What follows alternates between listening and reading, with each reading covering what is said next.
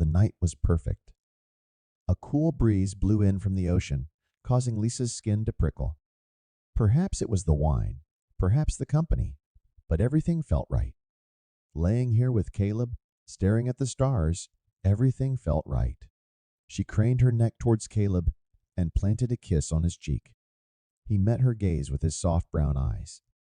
The back of his finger lovingly stroked her jaw, coming to a rest at the nape of her neck.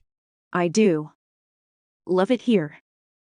She whispered, nibbling the lobe of his ear. Here on the beach. Here in your arms. I just love it.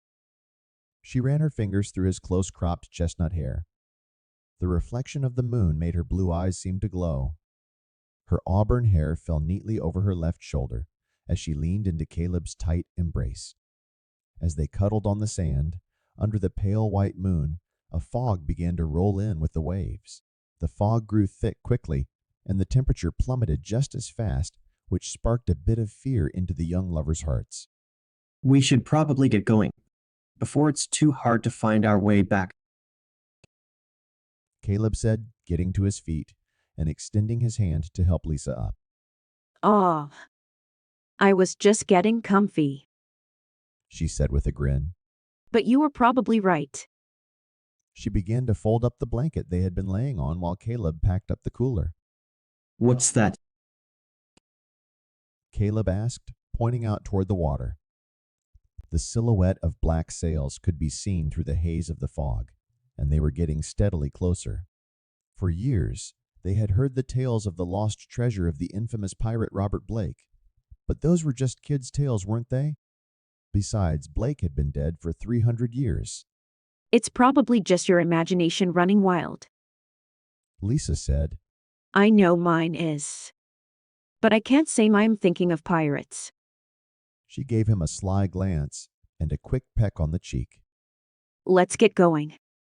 Caleb glanced back at the water one last time. You're probably right, he said, hoisting the cooler. Lisa slipped her arm through his, and they made their way back up the hidden path to their car. After loading the car, Caleb opened the door for Lisa. She slid into the seat and buckled herself in. Just what were you imagining back there?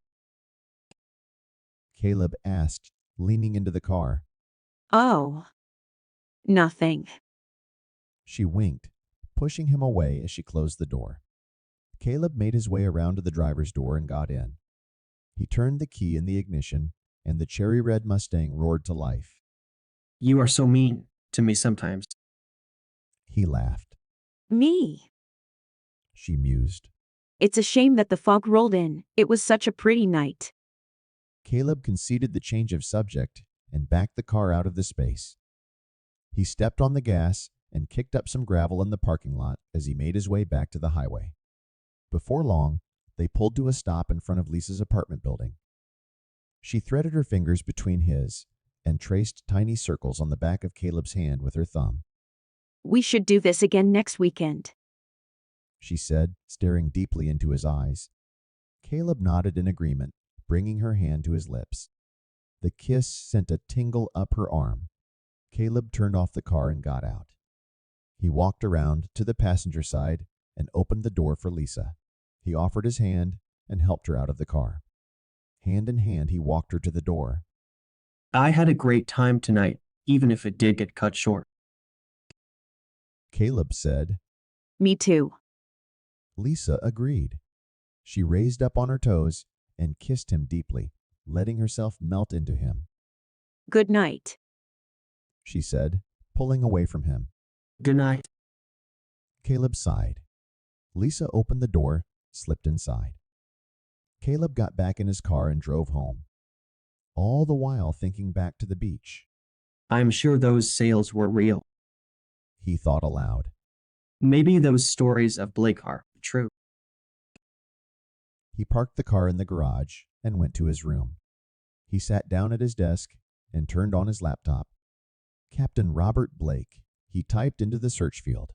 He browsed through a few articles before realizing how late it was. He shut the lid on his laptop and fell into his bed. He lay there for a minute, picturing the black sails hidden in the fog.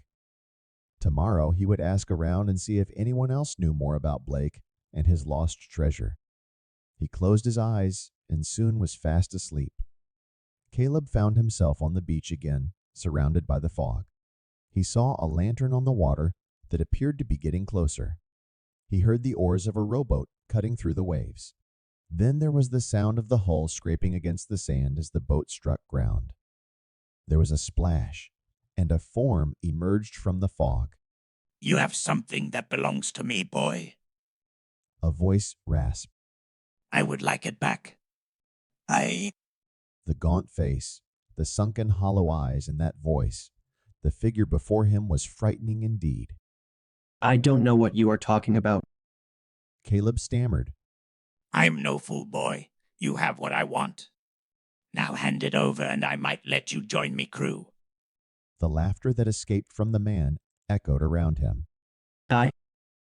I swear I don't. The words caught in his throat as the rusted sword blade was pointed at him. Caleb shot up in bed. A trickle of sweat ran down his cheek. It had all seemed so real, but here he was alone in his room. The sun's rays crept through the blinds, and he forced himself out of bed. He had a lot of things to do today,